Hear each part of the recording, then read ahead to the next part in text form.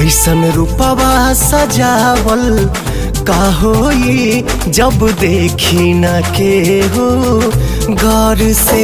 ऐसन रूपवा सजावल का होई जब देखी न के हो गौर से।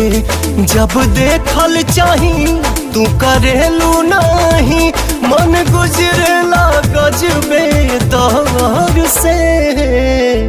तुहर कजरा लगावल का होई जब देखी न के हो गौर से।